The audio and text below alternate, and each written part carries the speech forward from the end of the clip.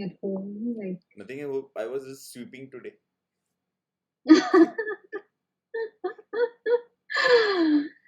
So it's pretty much the same because we have this thing habit of like sleeping late. yeah, So I yeah.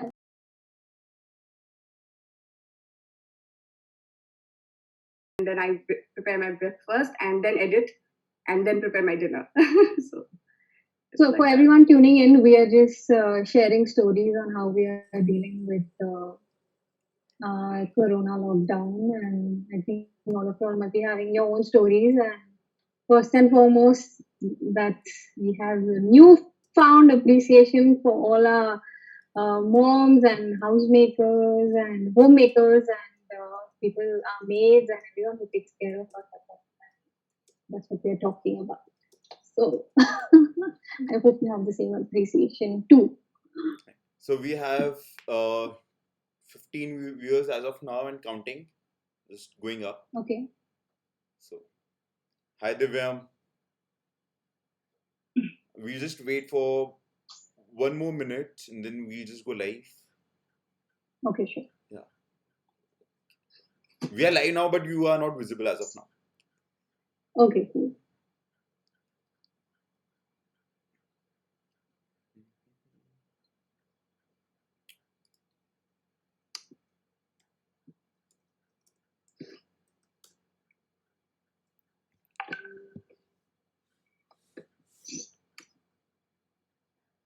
Hera, this was your phone.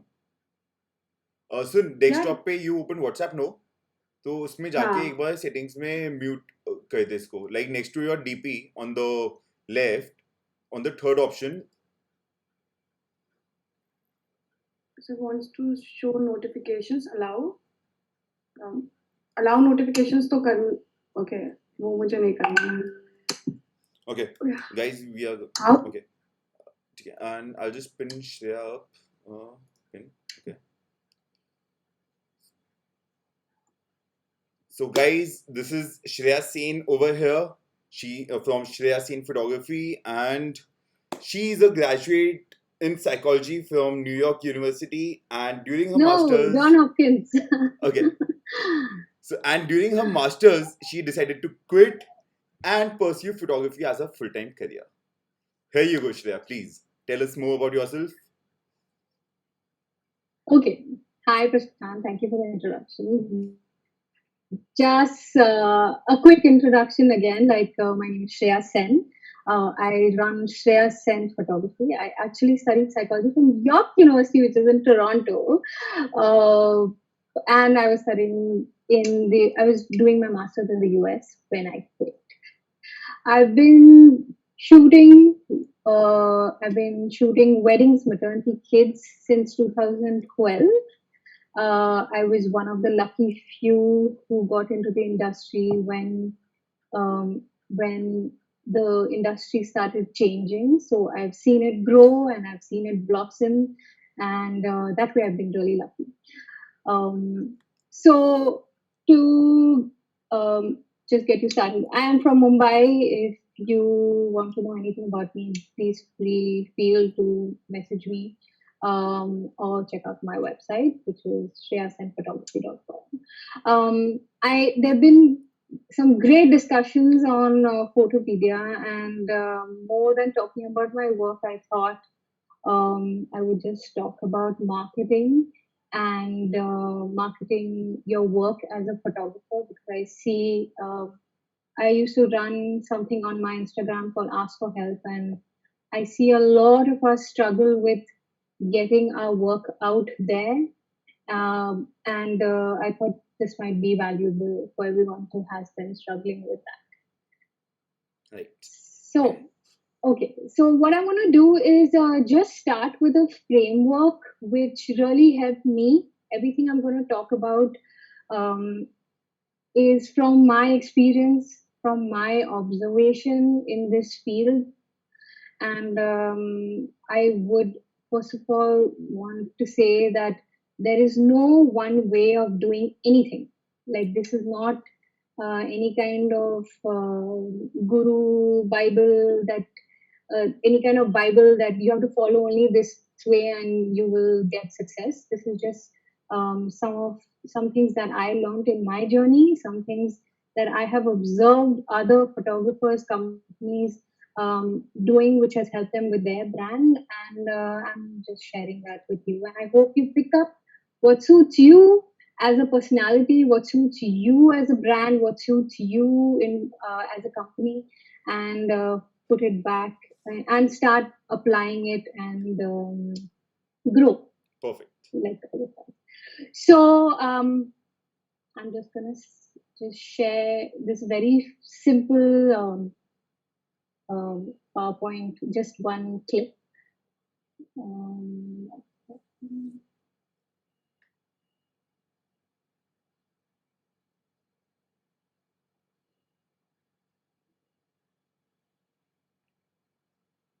can you see my screen? Yeah, we can. Yes.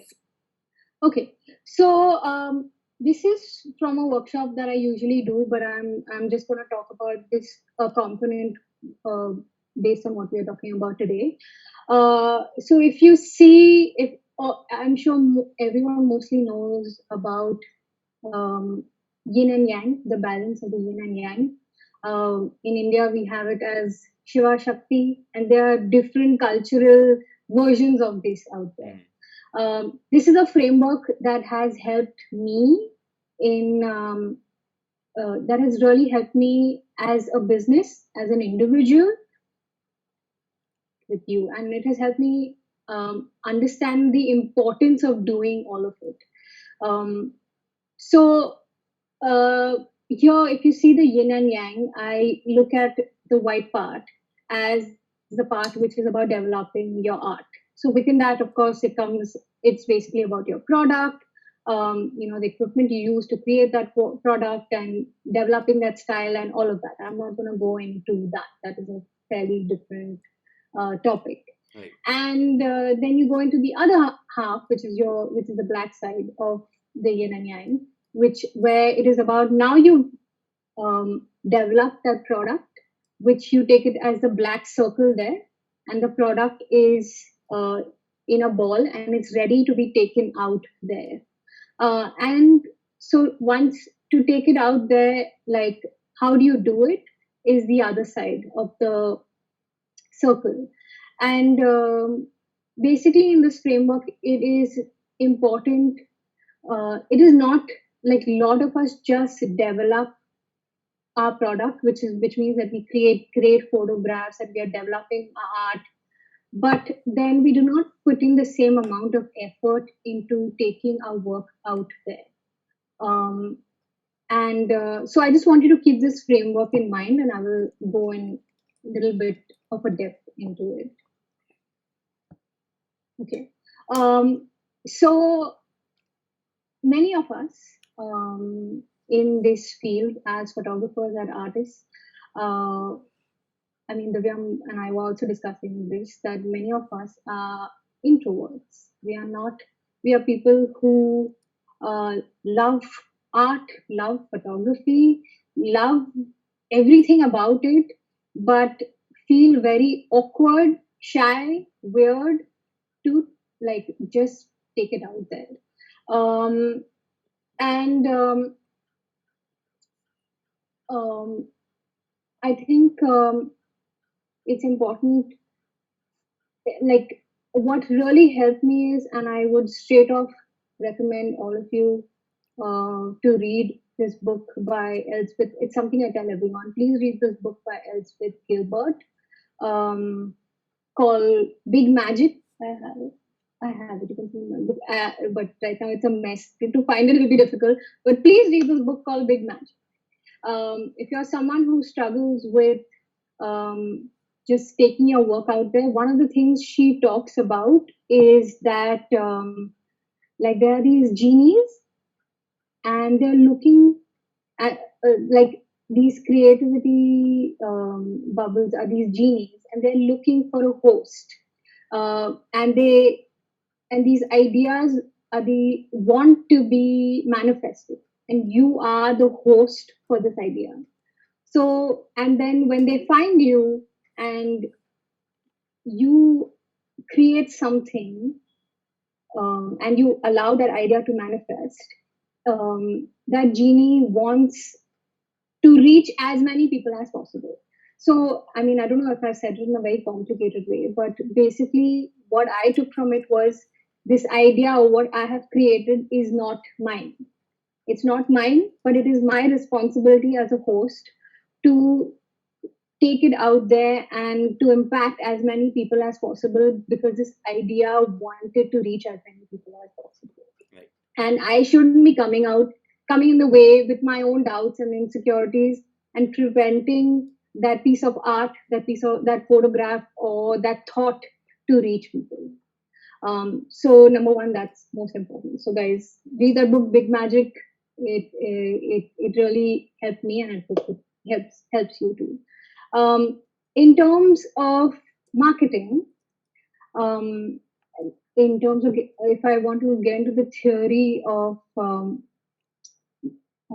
just marketing, um, I think all of us, lot of people misunderstand like developing your brand to be just about creating that logo and having a website and then putting your work out there. And if you ask them, what does your brand stand for?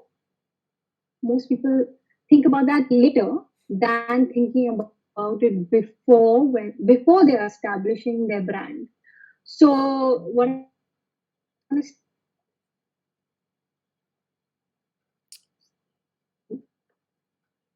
Hello, say Shreya. I think there's some network issues going on.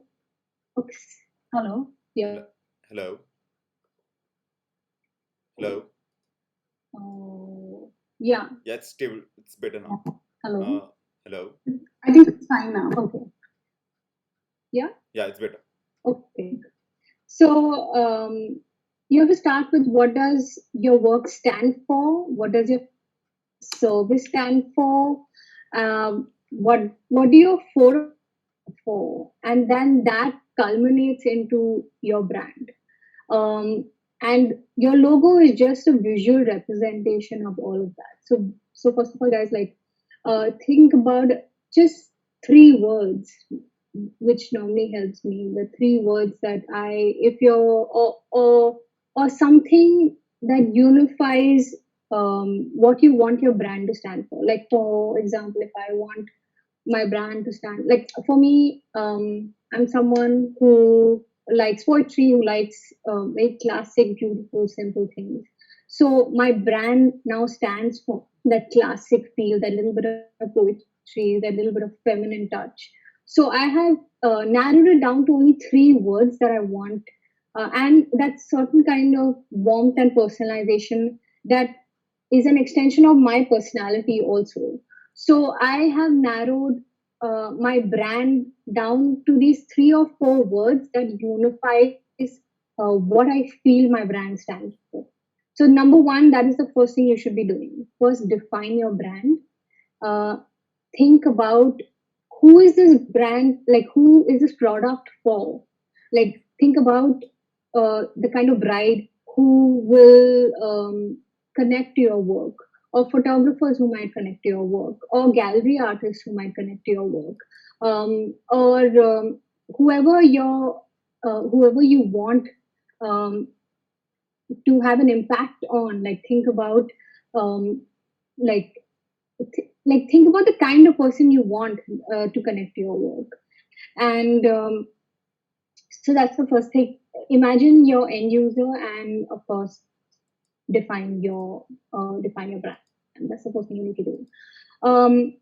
Once you set that in motion, then it becomes about, what are the different paths you can use to reach that client. Right. Now this is where um, has everyone keeps asking, so should I do Instagram, should I do my website, should I do Facebook, and these are all paths to reach the kind of client you want, or you to sell your work, or to reach your client, or to get more work. And this is something that, again, a theory that, um, like it's like I love theories. My background in psychology and has probably influenced me in constantly coming up with theories. So excuse me for that. But there are two ways. I've simplified it in two ways in my head.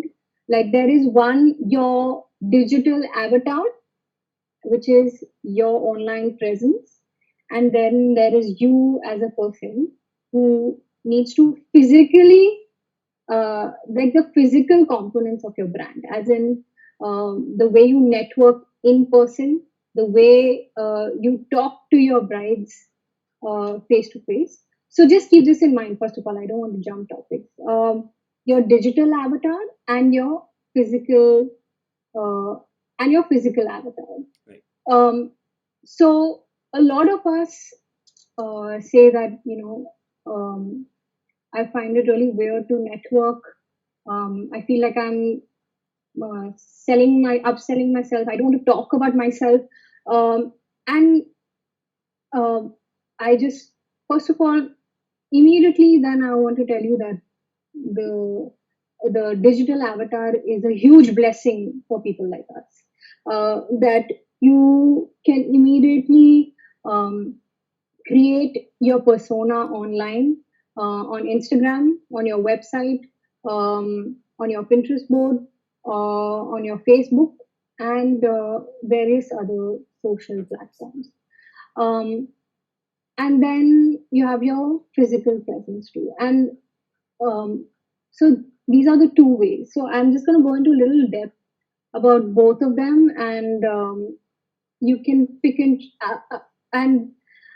you can pick and choose what works for you. So the reason I am saying pick and choose is, ideally, yes, you should have your online presence in motion, as well as be physically. You should be having certain things in motion too, um, and that will what will give you a solid foundation for your brand. But if you're finding, but at the same time, I have seen brands who have zero digital presence, who do not even have an Instagram page, but are so well networked, have brides who are talking about them all the time, have planners who absolutely love them and who will go on recommending it to their brides, who or they will have other photographers who are talking about their work, even though they'll have no online presence. They are this mystical creature that everyone is talking about, but they're not visible online, and they still manage to get business. So there are still people like that out there, but that is because they're extremely tangible. They are the kind of personality who like to have conversations, who like to joke around, and so it matches their personality to get their work out there through this medium. So that's my other thing I want to come to. Like, think about your personality, and you will have a way of communication that suits you, and you can use that as your superpower. It doesn't mean that you might not be that comfortable in creating the artwork for your Instagram and just doing pretty grids on your page. That's it. That's the end of your business. That's not true at all. So let me start with the digital avatar, since a lot of us are interested. And in the times we are in the middle, we are all in the corona lockdown. We're not really networking, so you can try this right way. So one is our Instagram. Uh, like now, earlier it used to be when. So I want to just go back a little bit into my journey. That when we started off, there was just when I started off, I think there was just a handful of us. I remember that. when I was like, okay, let me see who are the photographers out there. I took a clean piece of paper. I still have it somewhere. I don't know where. But there was just like there was Sefi, there was Ramit Batra, there was Tantra and and Joseph, and there were just literally 10 or 12 people who fit in one-sided sheet of paper, and I could find them easily through if you just Googled. And there were no wedding portals that time, and when you just put it into Google, the names just popped out on the first page of Google, and you sort of just knew that there were just these many people. You could see their work on their website. Some of them had sites, some of them didn't have websites. But it was fairly easy that time. Right now, if you're getting into photography, even for us who have been there in the field for really long, we all know it's extremely hard as a brand to stand out on Instagram, even with a website, and it's just really hard. The game is completely different. Um, and uh, so in terms of your Instagram presence, what uh, what I would recommend is that first of all, again, the same thing, like you've defined your brand and you pick things that most of your images carry. Like it could be that I want the type of client who is super happy and relaxed. And so you put in a lot of images of just really happy, a lot of emotions and joy.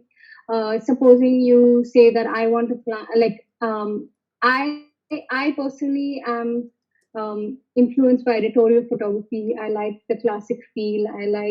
I'm as a personality also. I like the calmer energy. So all my photos carry that energy.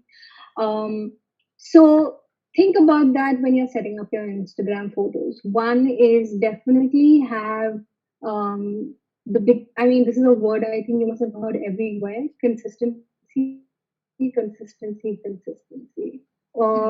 Whether that is what just the content of your Instagram, like if if you're shooting weddings, a lot of people recommend just putting weddings in to keep that consistency going because you're then attracting that same niche.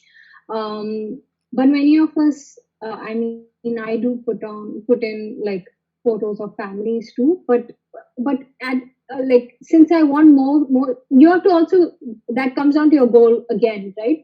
Like if you decide that the goal of my Instagram is to get more like 90% more wedding clients and then 10% maternity or baby clients, then you figure out the proportion of your Instagram accordingly. The other thing is in terms of the consistency part two, which I see lacking in a lot of photographers starting off, is the keep a consistency in terms of your color edits. Um, this is something that comes on like it took a while for me to develop that in terms of developing your color style of editing, whether that's your preset or your way of editing, which becomes your signature style. It takes a little time, I agree, but keep that consistent. What I mean, some tips would be um, I know there's this very matte effect of editing, but if you're doing that matte effect of editing, which is like keeping your contrast low, then all your images should be like that. It shouldn't be like one random image in the middle has this kind of editing and the rest is edited really bright, saturated colors. It At the end of the day, the client is going to keep coming back to you because they can trust you. Uh, the viewer is going to come back to you because you are consistently showing a certain skill set, again the ability to create um, the certain kind of images again and again and again. uh, you're showing the ability to create something new again and again, to create your style with different kinds of clients. Um, so don't, I would recommend that keep that that consistency factor like as a huge part of the Instagram page. The grid is, but at the same time, this is from my experience. I am a super, like, I tend to be a perfectionist to the point that I can become my own enemy. That don't be so particular about your grid that you stop posting. Keep posting your work. Like, if you feel that you cannot keep up, of course, handle a social media person if you feel that that would help you be on track. There are many automated tools. There's one called Plannerly that can help you just keep consistently posting on your Instagram feed. In terms of uh, making it pretty and keeping it aesthetic, I don't think this is a personal notion. I don't think you have to keep it pretty if that's not your personality. Like, for me, the aesthetics matter. So maybe I like having images for my all the highlight boxes, or I like having little quotes and that the grid looks pleasing. But if that's not your personality, that's fine. But then your images should be really strong. Every image of yours should stand for your work, should stand for, should be really unique, should be like, should be images that either connect to people at an emotional level or connect to people at an artistic level. Um, the um, the other thing that actually I should have started off with, that the point of, um, like, we always think of marketing as a dirty word almost, that um, I don't want to, suck up to this person and be fake. And I've heard this consistently, that constantly, sorry, that I don't want to be fake and butter up someone, like, just so that they like my work. And one of the things I learned is that you don't need to butter up people. But when you are running a business and you want your art to get out there and you want your photography to get out there, it's important to have cheerleaders. It's important to have people who believe in your product, who trust you, and who help you get your work out there. Now, and this translates even on Instagram. Like, how do you build that tribe who is cheering for you? Whether that is, it could be photographers, other photographers who are like, I love her work, let me repost it. And that is happening a lot right now in Indian, at least in the Indian wedding industry and among photographers, where people have been really open and collaborative, and they'll repost each other's photographs, and they've let go of their little bit of insecurity to promote someone in the same field. And kudos to everyone doing that. So that really helps, like, building that community who of people who are your cheerleaders, whether that's on Instagram or even in the physical part. So within Instagram, you can always, you can do it subtly in terms of just saying, guys, if you like the image, and just repost it. But automatically, when you're creating great work, that will happen automatically. Like, I've seen some great accounts where moment they put up a photograph where you're like, oh my god, how did she do that? How did he do that? Immediately you see, like, repost, and then the photo, they putting up on their own wall that they've been reposted. So that definitely helps in getting more people into your Instagram page and building that tribe of people who believe in you. The importance of this tribe is that today they are just consuming your photos, they're just going through your page. Tomorrow, if their friend comes and says, "Who do you want to? Can you recommend someone to photograph my wedding?" They'll be like, "Oh my god, I know this amazing photographer on Instagram. I've been following them for really Mm. a long time. You have to take them for their wedding." So then it then translates to a sale, and it's big examples of within the wedding industry is that I mean there are other companies. Um, I'm not trying to say this hasn't happened, but all of us, a lot of us love House on Clouds, and most photographers I met were like, I wish House on Clouds would shoot my wedding, uh, and House on Clouds and so that like.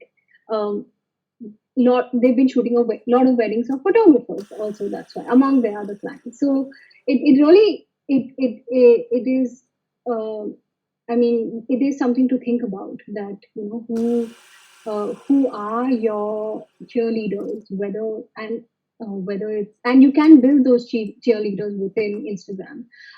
The second part I of course want to talk about is that a lot of people ask, when should you post? What time should you post? Should you keep hashtags, geotags? Um, right now, a lot of the hashtags are really crowded. So definitely add geotags to your Instagram post. In terms of the timing, they say that I think 9 to 10 in the morning, then there's one afternoon lunch slot, and then there's a 7 to 8 p.m. There's like different research out there for different timings for India. But what I would recommend is that if you are putting it at 11 o'clock in the morning, then try to be consistent on Tuesdays and Thursdays, and try to keep your own consistency of the timing you posted. Um, but in terms of the algorithm, yeah, a lot of people say that it definitely helps to keep it 9 to 10 or some of that, or 9 to 10, or the lunchtime, and then 7 to 8 or 7 to 9. The other thing I want to speak about is understand the logic of what Instagram wants from you as someone who has content. Understand that Instagram wants you to create content where you get um, your viewers, your audience to engage, which means what I mean somewhere just write down engagement on the top of your desk, everywhere else. And what that means is that Instagram wants you, I mean, as a psychologist, no, I am not a complete psychologist, but it kind of disturbs me when I think about it logically. But Instagram is trying to keep people addicted on their phones. So the longer you keep people not addicted to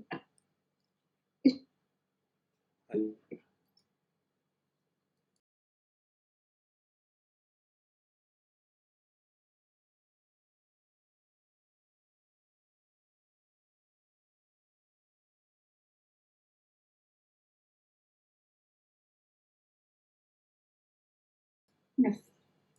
Yeah. Yeah. Are we okay? Yeah, we are good. Yeah. Sorry guys, yeah, my internet might not be the best. Yeah, I was talking about what you need to understand is that Instagram wants to keep people there longer. So just if you manage to create content where you get people to interact more with your page, whether that's to like, whether that's to get them to write comments onto your page, the better the algorithm will work for you. Um, am I Yeah. audible? Yeah. Yeah. Good. So one so I mean everyone, I see everyone using Instagram stories. I personally love Instagram stories, and I'm going to just talk about engagement in Instagram stories in relation to what I just spoke. Instagram stories, I personally it's been a relief for me because like I'm so particular about my grid. Instagram story You can put different mediums. You can put videos, and you can put a flow of your flow of things that is not just about your work. It can be about your personality, things you like, things that you feel the kind of client uh, you want relates to. So you're almost giving a personality to your brand. You can give a personality to your brand with Instagram stories. You can make it funny. You can add memes. You can do various kinds of mediums into the Instagram story format. Uh, in terms of the engagement, I see. I don't know. I mean, I see a lot of people using this, but I would encourage everyone to think about this. When you're doing a post and you scroll up, Instagram has all these options of ask a question, do a poll, um, this or that. Add that to your stories, guys. Like, you, by adding those, you're making people engage, like not just passively go next. Suddenly someone's stopping and clicking and engaging with your content, and automatically that will help it with your algorithms. So definitely, that should be something you think about. It's very easy to do. Instagram is giving you the tools to do it, so use it. um, don't just think about the likes. We are way past the likes. um, uh, and When you post something on your Instagram grid, this is something that was someone told me, and it's something that I've been trying to inculcate recently. Um, that if you post something on your Instagram grid, see to it that you give yourself immediately in the first 30 minutes. Uh, you give yourself 30 minutes of that time. If people start messaging saying great photo, how was it done, you reply immediately in the first 30 minutes. So don't just, if you've automated your Instagram grid and you've just put in photographs and walked away, I would recommend you not to do that. Automate it, but see to it that you also keep that 30 minutes in your day to like 30 minutes immediately after you posted the image, to respond to the questions coming in, people responding, and that will definitely help in terms of the algorithm. um I'm sorry, am I No, no, no, am I it's good. talking ranting a lot? I hope it's I think it's good. useful. Yeah. Okay, so this is in terms of Instagram, and I have a lot of people messaging in saying that, I'm not very articulate. I don't have poetry and all these quotes and beautiful sayings to put up in my description, and I this is what I just want to say, that if you think about the history of just mediums. Like earlier, it used to be magazines. Like you had your celebrity magazines, like Vogue and Elle, and all these celebrity magazines. Um, all these people who came in these magazines were rock stars. They were everyone used to read these magazines to see, oh, what did they eat, what are they wearing, and how are they living their lives. But eventually, with time, what has happened is that people want to now connect to the human side of you. Like they want to connect to people who they can relate to. Like, so even though I know that Divyam has written how to be a rock star. Uh, but actually, people don't want to really connect to rock stars. They want to connect, they want to see the rock star, and they want to see that the rock star is similar to them, and it is possible to be this human being or to emulate this human being. So if you think of it like that, then uh, your content does not have to be fancy. Your content has to connect. That's it. Your content, like someone should be able to connect with your photographs and the way you speak. So if you cannot speak in this fancy Javed Akhtar, Edgar Poland means, or like a poetic way. Then just tell stories, like, talk about, just break, if you broke down exactly what is happening in that element, in that photograph, and why you connected to it, then and the process that went through. So you can say that this is a photograph of the mom kissing her daughter on the head, and it was such an emotional moment. It's plain English, but, and you're also talking about, and then you say that um, there was chaos everywhere, and the uncle was screaming on one side, and but uh, in this flash of this moment, I just saw both of them together, and it was such a beautiful moment. There's no fancy English there, but immediately I am interested in your photograph because you have made me think about my mom or my parent or my sister, and I'm immediately connected to your photograph. So don't pressurize yourself in terms of making things fancy. People want to connect to human stories. People want to connect to you as a person, you as a brand, what you stand for, your values. So think about all of that. Don't stop posting because you can't be this rock star. Like, this is the most amazing part of social media right now, is that nobody expects you to be rock stars. I mean, and let put aside the influencers, but even they weren't rock stars, right? They were like people wearing different clothes in their drawing room and saying, I bought this from here, I bought that from here, and suddenly they have become Instagram rock stars, but they were regular people. So this is something I hope you think about. Um, so moving on from Instagram stories,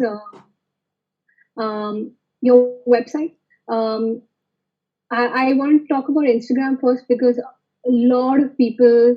Actually, no, I have still some more points for Instagram. Like, I see a lot of people getting a lot of business through Instagram.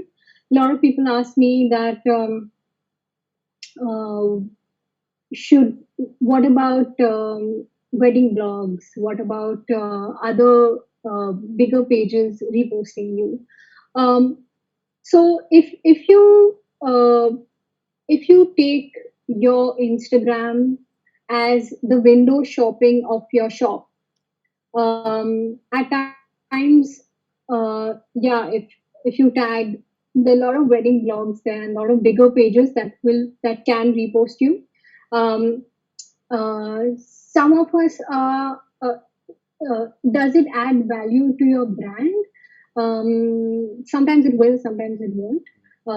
It uh, I This is something like I've slightly struggled with because um, lot of there's like 5,000 blogs that have come up over these years, who just repost your photograph, but they don't do it the right way. They don't ask you. They don't credit you.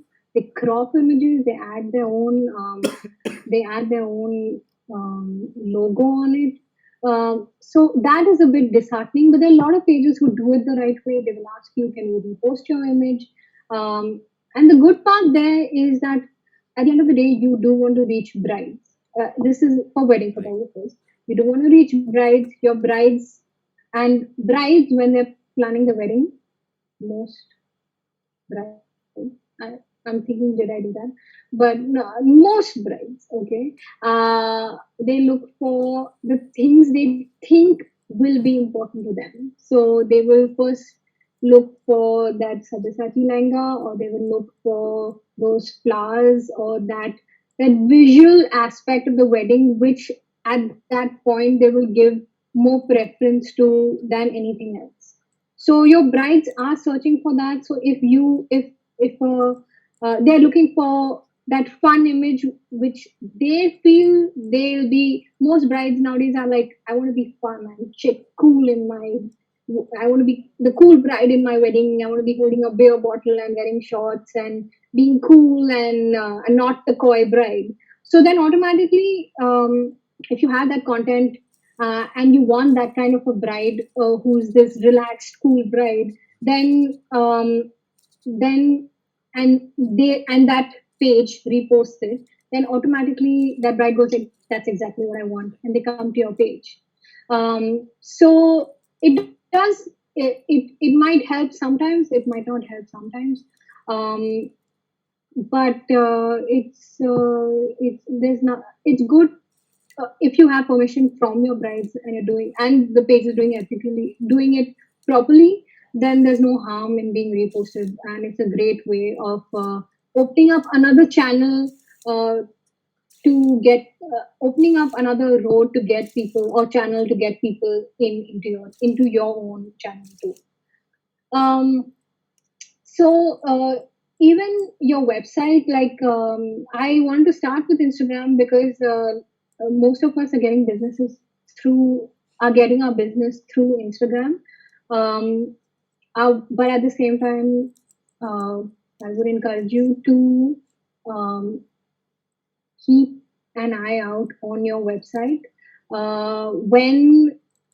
when um, take your website as your digital store. It's your store on the internet. And you can have complete control on the store and how your brand looks and your brand feels from what you choose as the fonts on your website to the way your language on your website. Everything will carry elements that stand for your brand.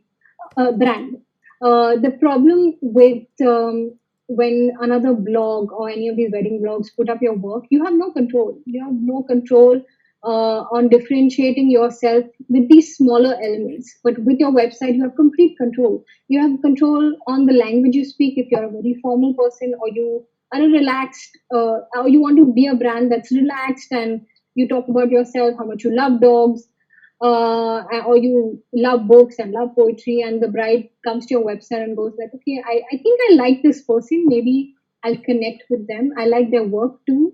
So having that updated website, having the website is really important.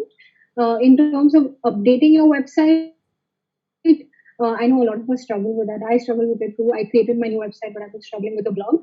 Um, but it does make a huge difference when you have the images up there, and you have at least four to five at least 4 to 5 sets of weddings, 4 to 5 complete portfolios, so that people understand the style of your work, people understand something little bit about you, and again it goes into that like they trust your work, they trust this person that they're seeing. um and is there any questions, like do you want me to Okay, go on, or I have a question. I can hear Like, you. okay, Prashant, your mic is I have a question, man. yeah. Like, is it true that people tend to judge you before they judge your work?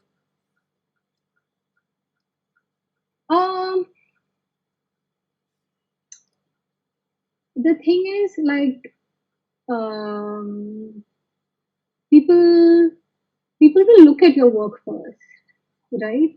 Um but for hiring you, they need to connect, they need to like you. And this is something I have experienced even when I was interning with my mentor who shoots celebrities. Hmm. And that was my biggest learning in editorial photography, that lot of these celebrities who like pick a certain photographer not just because they are an amazing photographer. They pick that photographer because they feel comfortable around them, because they feel they can be themselves, or like be more relaxed, and it's not just about the quality of work. So people will hire you based on how comfortable they feel. They might like your work. They might like person A's work better than yours, but if they feel that they are more comfortable with you, there are more chances of you hiring you. So I don't know whether that answers your Yeah, that question. answers. That totally answers. Okay. Okay. Uh, So apart from all these two, in terms of your digital avatar, you have other tools, the other um, all these other, I'm forgetting the word, but you have your Instagram, Facebook, Pinterest. wedding blogs, um, Google, just see to it that you like if you feel like that is the only thing you want to do. I don't want to network during a wedding. I don't want to look left and right and talk to anyone. I just want my work to speak. Then see to it all these places you have a strong hold. Then your digital avatar has to be strong AF. Okay, it just has to be that strong. Now coming on to your physical, like in terms of physically, how do you market your brand? Um, I just want to share like what I have observed, certain what I have learned from like this is something that doesn't come naturally to me. I am an introvert. When I came into the industry, I could not talk about my work. Like I found it really weird. Um, my first experience of networking was with Wedding Sutra, and I went for a networking event way back in 2012. And the editor of Wedding Sutra Partip was really sorry, Some network issues again. no I think. problem. Yeah, it's good. We can go ahead. Yeah. So the editor of Wedding Sutra Partip was really kind to me, and not that I asked him to do this. Just at an event, he introduced me to someone and said, "This is Shreya. She's been doing weddings for the past year," and he described me, and I was really taken back, and I was like, "Oh wow!" So uh, that was my first experience in terms of networking in person, and um, and I realize that however hard it is for me to do that, that it makes a huge difference when you go to these events and people can put a face to your name and face to your, say, nowadays Instagram profile. They meet you, and again, it's that trust. That trust builds a little bit more because then suddenly it could be that, yeah, you seem similar to your, like what I thought of you, this image of you, that you seem really nice and you seem nice to talk to, and then they might hire you. So this is in terms of networking events. The other way I see people doing it is over the years, um, we've had PEP and Silk, which are photography conferences. They were a huge part of the way my work changed, the way my product changed. But it was a huge part of me opening up and meeting so many photographers, including them, and building a relationship. And I cannot stress this enough that um, like when you're that it is so like in this physical space, when you take your brand out there, like do not take it as this dirty word of networking where you're doing it just for yourself, or you're being matlabi. I don't know what is how we can use another word for matlabi, but you're doing it because you genuinely want to build good relationships, you want to make friends, you want to find people you get along with. And um, and what just a tip in terms of people who find it hard to talk about their brand, like have another person with you in a networking event and introduce each other. Like if you're working with them, they go like, "Oh, have you met this person?" That really helped me. That is what Parthiv did for me, and I try to do that for a lot of people. If I'm at an event and I connect people, and only good things come out of collaboration. This being an example, and I cannot encourage it enough, guys. Build relationships that go beyond that using people. Build relationships because genuinely you can grow from create building these relationships. Your brand can grow. Your the people your cheerleaders, even in the physical world, can grow. Um, in terms of networking during a wedding, I and in terms of your brand and like how are you like a lot of people in terms of getting a brand out there during a wedding, uh, which is again the physical. Now I'm talking about the physical space of getting your brand out there. Like how do you do it in the physical world? Some way is that uh, people are just observing you. They're observing your behavior because as wedding photographers, we are the most dynamic monkeys jumping around at weddings. So people are noticing you, and and uh, people notice photographers. So conduct yourself well. I know that a lot of people wear T-shirts with their brands. That is one way. It's not something I personally am a fan of, but if that works, great.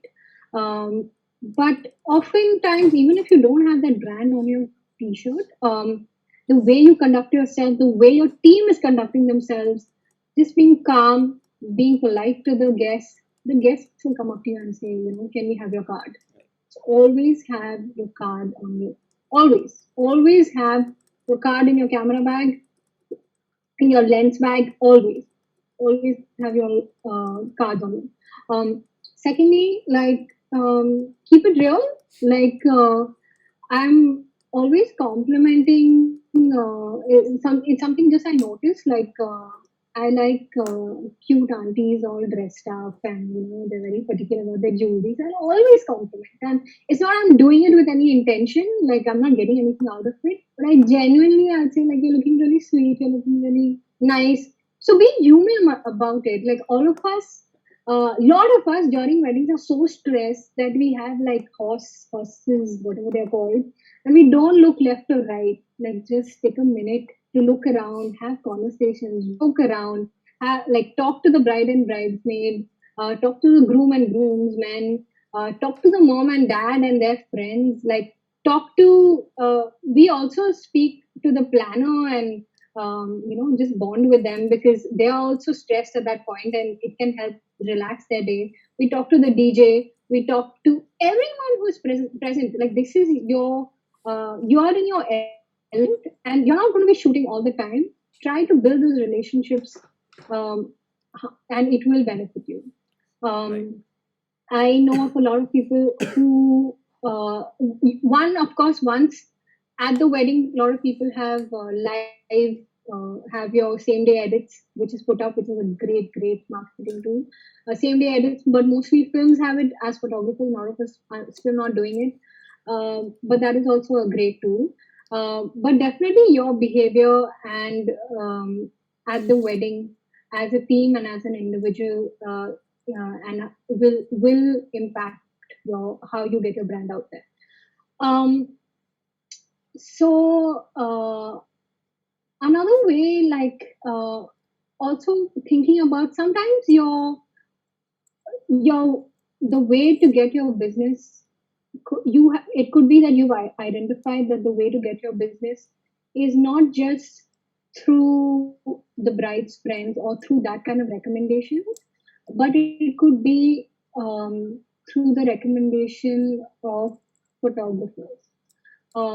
So I think I spoke about that once, but I've also seen like when we had a lot of these workshops with photographers coming from all over the world, I've seen certain people who uh, try to build relationship with these photographers coming from abroad, and they almost do it like it almost feels like there's a strategy there, and they will go to their country and then learn from them and build that relationship and then they manage to tap into the international market by doing that because they have built these relationships with these international photographers and they eventually realize that this is our way to get international weddings and by building these relationships with these photographers coming to India and then they search out anyone who's coming to India on these workshops, try to either learn from them or say that why don't we take you out, why don't and just contribute to them, and then eventually that obviously you end up spending a lot of time with them, and then eventually they that relationship or bond is formed, which results in them um, getting weddings in the international market. Now again, like some of us will be like, no, I don't really want to do that. That's kind of shady, and but eventually it is about building relationships, and you should think about how you can build those relationships now, and as long as you are genuine and you are genuinely interested in people, you're genuinely asking questions. I want to start off by saying that some people, like a lot of us, even whether when we pick up a phone from a client or we are meeting someone, we never ask the name. Like I know so many photographers that the client will call and they'll be like, okay, what is your pricing and all of that, and you continue talking 10 minutes into the conversation, realizing I don't know this person's name.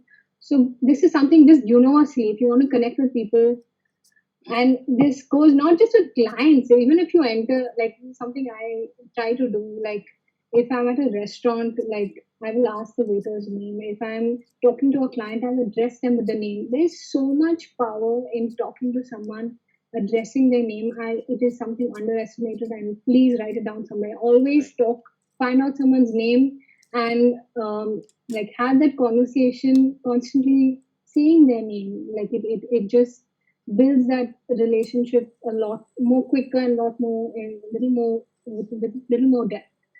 Um, and yeah, so again, in terms of in-person marketing, there are other ways too, and there's like ways of speaking to magazines, asking them to feature you.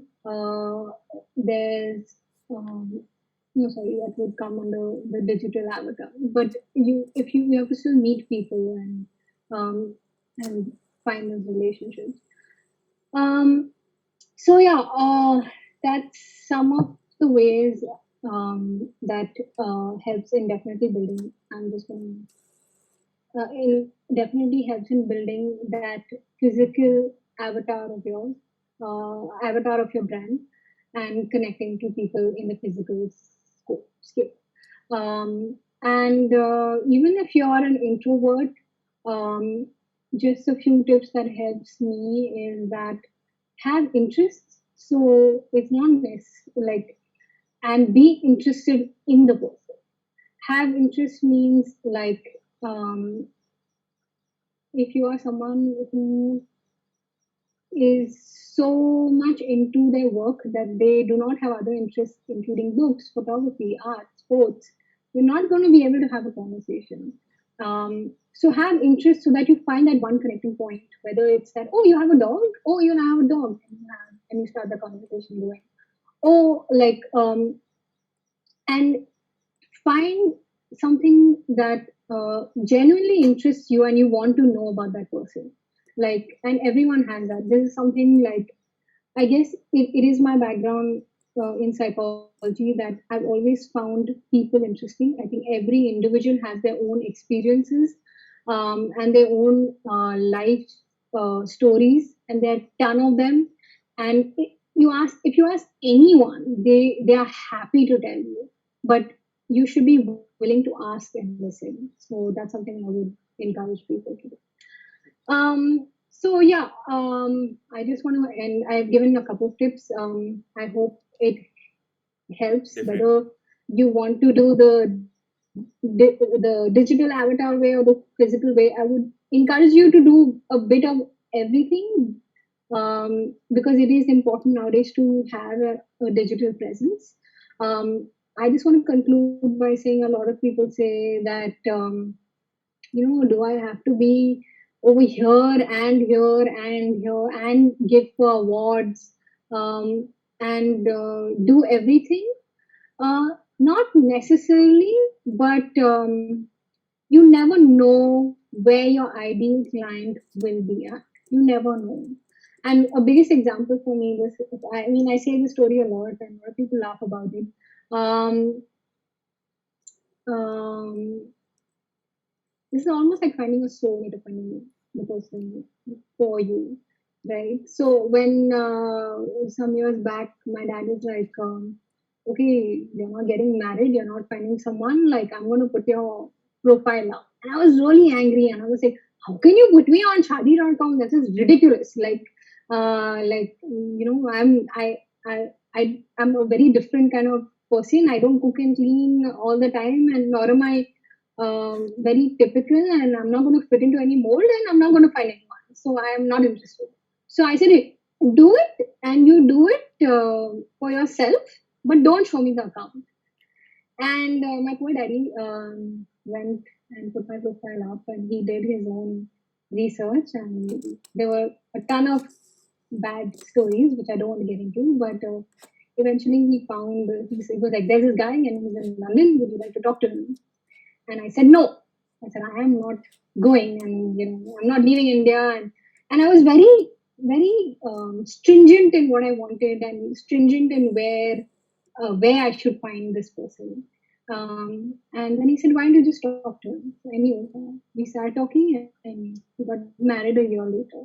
Now, the point of me telling the story is, it's a ridiculous story, but uh,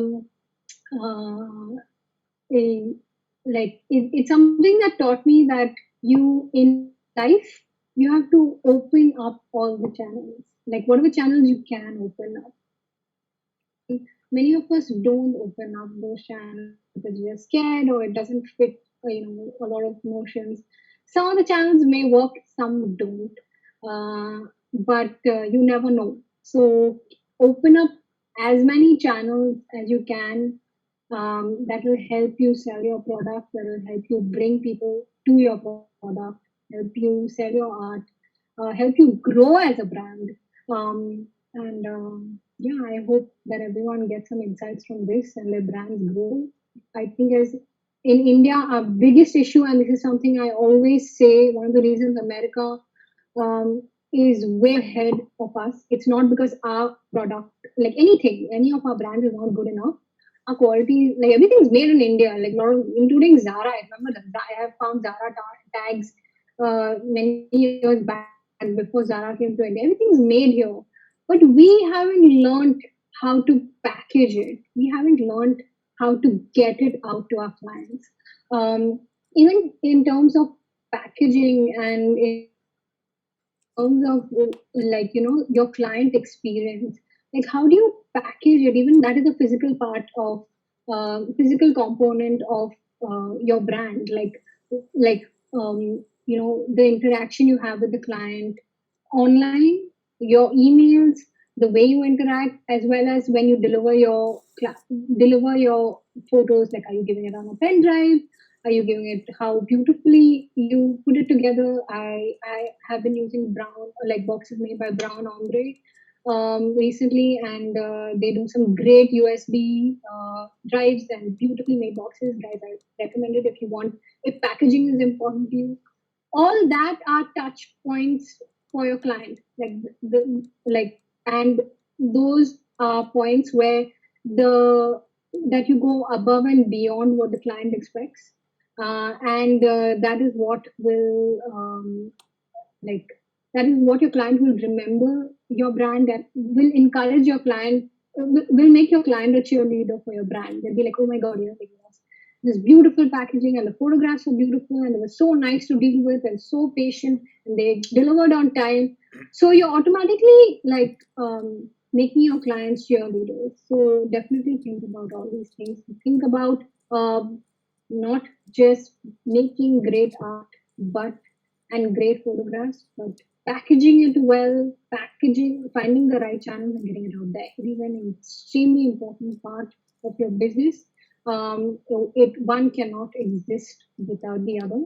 So this is why I want to talk about it, and I hope that helped. Right. It was a really great talk over here. So I think we can take a 2 minute break, and then we can continue with the session, the questions and answers that we are having. We can Yeah, continue with that. Sure, sounds good. sure.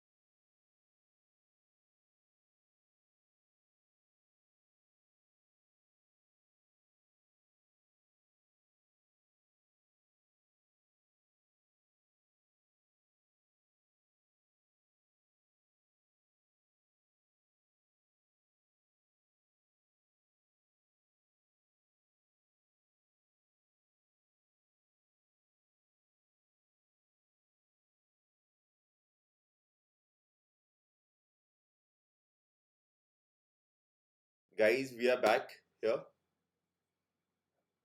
Okay, so Shreya, So the, shall we start with the Q&A? yeah, sure. So, any apps, Shreya, that can make Instagram look better? If you can suggest few apps. So one is, I mean, a lot of people are using. Um, um, so if a lot of people are using this app called Unfold, which has like templates for Instagram stories. If you want to just see how your grid looks, there's something called UNUM.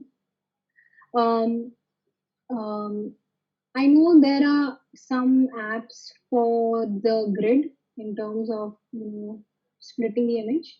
It's something I don't personally recommend because it I've read about how it messes with your algorithm. Right, So it's not something I would recommend. Those are the two apps I generally recommend. right. Okay. So, Shreya, one thing, you know, like once we do a wedding, we capture a wedding, we come back, we post process the images, we give to the clients. And I think the word of mouth factor that happens, uh, उसके लिए, like 2 years after the wedding of my old client, how can I again get in touch? Like, how can I be, कि the client hasn't forgotten me yet. कि मैं उसको कैसे याद दिलाता हूँ कि yeah, even we are here for you. So, what all activities or what do you suggest for us to stay in touch with our old clients, old couples? Okay. So one, I'm gonna split this again into the digital part as well as the physical part. In the digital part, like one way, and I see a great example would be seeing how I think Lakshya also spoke on this channel, Shut It Down. Uh, Lakshya does these great, and I see a lot of people doing it nowadays, putting up the albums and stories of the Stories. wedding in your Right. Instagram stories. Like it's almost like 10 to 20 images Mm-hmm. doing a recap saying this was a story of this bride and groom and you know it was a Best like image from great the wedding wedding. and Yeah. yeah. So you can do recaps and tag the bride and groom, and immediately what happens is that they get excited and they look through their own photos and they might repost it. Always tag your client if you can, yeah, after taking permission, so that moment they repost it, if you're lucky enough that someone in that year among their friends is getting married, they'll be like, "Oh, who shot your wedding photos?" Right. And they'll come back to you. So, in terms of the digital space, that is one example. In the physical space, like again, to keep maintain relationships, um, a lot of people give Diwali gifts, send Diwali gifts. That is one like something that everyone does at that time. That is one way of doing it, of course. But also, like, if you personalize it, right, as in it's their anniversary, you frame a photograph and you send it to them. It won't cost you that much. Um, you write a handwritten note and say, "Congratulations, guys! Just Right. just a small gift from us." Then immediately again, you're building relationship and you're giving and you're personalizing the experience, and that definitely would help Online, for we can old also do clients. certain giveaways on our social profile so that people can come in. Yeah. So yeah, um, they but I don't see a lot of people doing that. You can do it for the smaller products, like you can say that doing a giveaway for an engagement or couple session Right. for a special discount for Hmm. our older clients. So automatically they'll reach you and you get, they'll say, okay, can you give us a coupon? And then they get it for their friends. So, and that their friends, and it's a small session, it's just an engagement photograph, but then their friends might like your engagement photograph and book you for their wedding or their family wedding, or you never know how how like a really small thing can translate into bigger business. So I think definitely these little acts of kindness, little gestures go a long way. So I always call it acts of kindness. Acts, they're things that will make someone's day, so make someone happy. Sometimes you do it not because do it with an intention of getting something out of it, because you genuinely just feel like making your client happy. So take it as that approach. If you make it like work, like, oh my, today I will send one box to my client, Hmm. it'll feel like work, and it'll you won't feel like doing it. It So has I to come think it's from also inside. your attitude that helps. Yeah. Okay, so before we move on to the other questions, the that we are getting in the live chat, I'd like to ask you, like being an introvert myself, the issue that I face is कि, whenever we are doing a certain wedding, it's a destination wedding, we tend to meet event planners. But, you know, gelling up, like meeting an event planner, introducing yourself is a different part. But gelling up with him is a different part. For gelling up, you have to talk to them, you have to talk about work or talk about his interests, his or her interests, and tell about yourself. That is a part where many of us lack. So how can we improve that?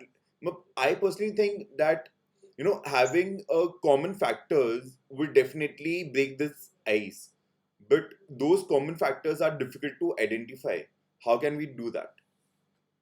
So one is absolutely it's difficult to identify. It could be that um, uh, you just talk about the wedding, that they, if you see, again, it's being present there and being um, like listening and being attentive and being human. As in, you see the wedding planners struggling with something and you ask them, can I help you out? Yeah, I know this band has been really loud, like, or something like that. You connect with something that's happening around you, because you are in a shared environment and you are experiencing similar things um, like the planner. So even if you ask them, how's it going? Has it been okay for you? Are you stressed? Like, you're genuinely interested in, because you are a part of the chaos. You are Right. part of experiencing what he could be experiencing. So there are certain things that you are experiencing like that planner. Like if the guests being difficult or things are going out of place, and you go like, yeah, it's been really hard, right? Like, are you okay? Do you need any help? Like, just doing that much sometimes helps. And like it just builds a little bit of comfort. So you can start with that. The other is what a lot of people do is that sending photographs to vendors, That, like just organizing photos and sending it to the wedding planners and saying, hey, that just works. sharing some photos which might help with your page. That definitely helps a lot. And these are two things that has helped me for sure. Yeah. Hera? So okay, so if uh, um, how do you get your brand out to a planner? Like um, if there is any wedding that I'm covering and it doesn't have any wedding planner, then I don't meet that many wedding planners. Then how should I get to meet wedding planners? Like how to break the ice? Should I like WhatsApp them and call them or send them mails or something? How to talk to them? Okay. So first of all, like, I just want to put it out there that um, it comes down to your goal also, right? Like, why do you want to get a wedding through a wedding planner? If you decide that I want that large scale wedding where the bride tends to hire the wedding planner and says, you organize everything for me, then that would be your intent, that you want that kind of wedding and that's why you want to connect with those kind of planners. Um, so one is like, you have to put yourself in the planner's shoe and think about um, when the planner, what kind of wedding. You have to go through the planner's profile and see in their photos, like, what is the kind of wedding they have in their portfolio. So try putting a couple of photographs that show similar kind of weddings, and have a docket ready in terms of what that make it easier for them, that they can just send this to a client which has your pricing written, and they can just send it to the client, and it's easy, and you have, if you have some terms with them in terms of their cut or whatever, in any of these interactions, the more smooth you make it for them, they will hire you. If there is certain drama involved, or they end up following up with you, then immediately they'll be like, already I'm following up with them. Like, this is going to happen later. I don't want to deal with this later. And so just be professional about it. Like, be organized. Like, have your website ready so that even when they are showing brides and grooms, and they can say, this is their website, this is their Instagram page, and this is how much they charge. You have three things ready for them, so that's easier, which is similar to the kind of weddings the kind of client they will be approaching. Then it's just easier for you. So that is, Mm. and the other way is, a lot of the wedding blogs have networking events. That is one way of just getting your foot in the door in terms of just saying hi, introducing your work. Um, uh, in our age, honestly, like, even Instagram is a great tool. Like, dropping a message uh, to a wedding planner and saying, I love your work and can I connect with you? But I would recommend not sending all your pricing and all on Instagram. That's absolutely ridiculous. Just say, can I just have your email address? Be professional about it. Like, be structured and professional. Wedding planners are dealing with a lot of vendors. So the more organized you are, you make their life easier. And that's what will help you in getting that business definitely. Okay. Last two questions that we have. One question is by Callan D'Souza, and Hi, it is, Karen. how can we improve the client experience? Okay. Um, so client experience starts like, I think I spoke about it, but I was probably chaotic when I spoke about it. Like, it depends on, from your client experience starts from your touch point, like from whether they saw you on Instagram and they send you a message on Instagram, like how quickly you replied, how quickly you replied to Wow. their emails, the language of your emails, the way you picked up the phone and spoke to them, and how pleasant you were, or if you were like, hi, yes, please call me later, or like, yeah, send me, like your tone of voice, how you interact with them, all this comes under experience. Then in terms of during the wedding, how do you conduct yourself, way you're dressed up, the way you present the photos to them, whether they're following up with you, whether you give images on time or way before time. You have to think of it, like, also in terms of, like, I tell everyone that if you go to a restaurant, for me, I'm a foodie, so all my lessons are learned from restaurants at times and chefs. So if you go to a restaurant and it's a five-star restaurant or a really popular restaurant, and you find yourself going back again and again, what is that experience that restaurant is giving you, because of which you're coming back? Like, think of it. Is it just the food? Is it the decor? Is it the waiter coming up to you and Serving you. talking to you nicely?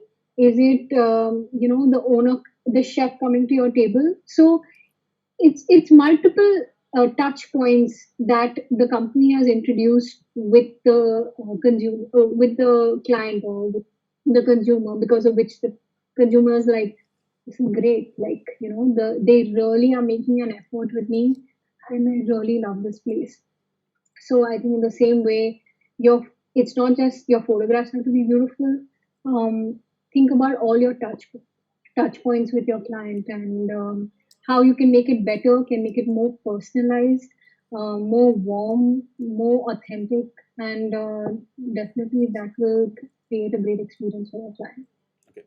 One thing that also helps, I mean, this is something I do personally, like, and it's not something that I did intentionally, but I realized that brides appreciate it a lot. Like, brides and grooms are, during the wedding, uh, at times they don't know what's happening outside, because if they're getting makeup done for 3 hours, they don't know. Like sometimes brides don't even see the decor unless they see it in our photographs. But then, like because of the way like me and in my team, like we make an effort to talk to everyone and just relax. What happens at the end of the day? A lot of the bride's friends, guests, family come to them and say, your photographer is really nice to talk to and all, and they really appreciate that you made an effort with people who matter to them. So it's not like you're just treating them well, you're also treating people who matter to them well, and that is a huge, like they would really appreciate you. That will really add on to your client experience if you manage to do that. Yeah, that's a So this nice was one. just something that I do and I thought I would share. Yeah. So there's a last question by Abhinav. Uh, can you speak more about Plannerly? How does that work? uh, So so I manually do my that's more post on that's a scheduling app, so right? you can check that out. It's a technical thing, so I think It's you a can just check. scheduling app. That Yeah, is it's a used for scheduling app, scheduling the and posts and putting in like you can schedule what time the post go up. You can add the comments there, uh, and I think it's and you can just check it Abhinav, that online. is Yeah. something that you can definitely look up to Google for that because it's just a scheduling app. And How to schedule the posts and all. there are many other scheduling apps apart from Planly. Right. So just definitely research on that. If you feel that you are not consistent enough, either hire a social media manager or definitely research into these apps. They will help you and be more consistent. Right. So perfect.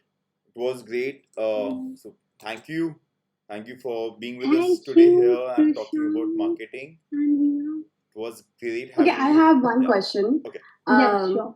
yeah, so what do you prefer for creating business, paid platforms or marketing through your work through social media or yeah? So I just want to start off by saying that everything works differently for everyone. Again, it came down to my goal. My goal is very niche kind of client. So in the beginning, I was on these paid platforms, but it wasn't something that was working for me. But I know there are certain pages that work for me better, and my own page that works, or like my own Instagram that works better in terms of getting exactly my client type of client. But I wouldn't discourage anyone in terms of paid platforms.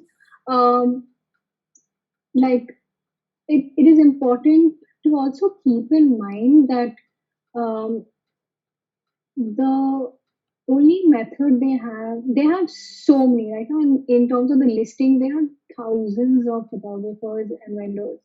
They are not, apart from paying that additional to come in the top 5 or the top page, um, there isn't a way to differentiate yourself in these pages. If you're just lucky to come in the top 10, that's great. Like a bride might find you.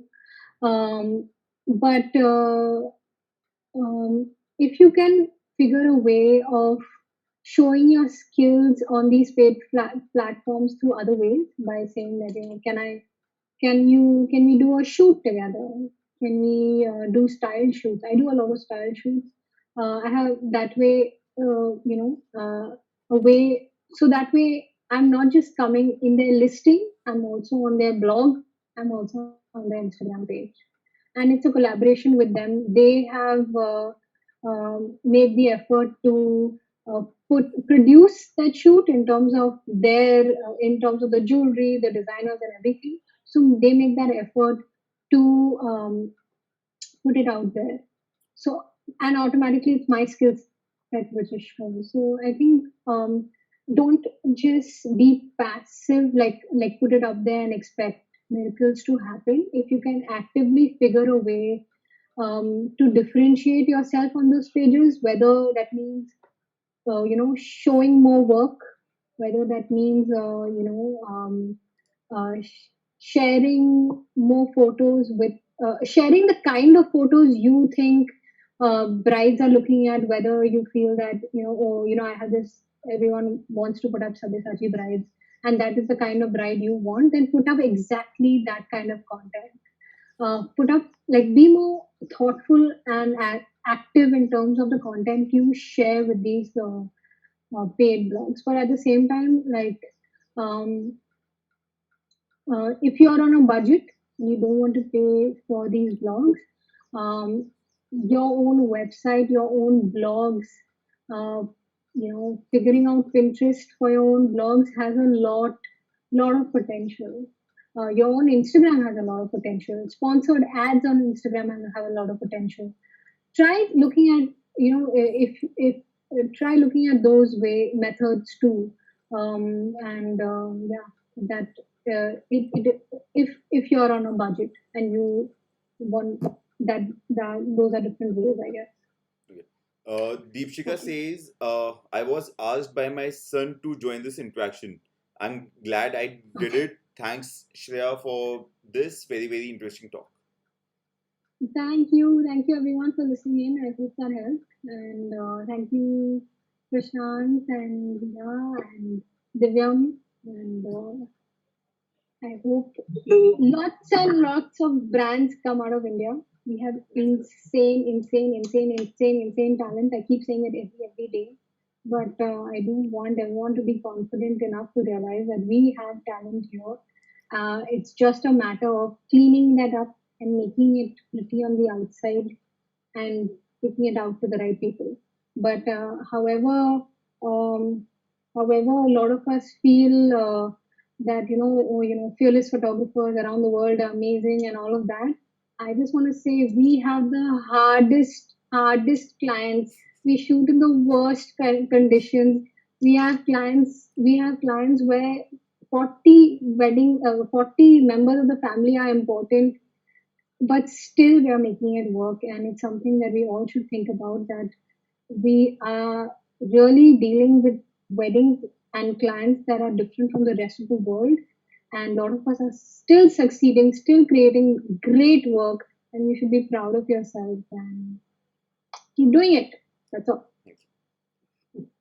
Hello. So, guys, we Hi, are done Divya. with the talk here.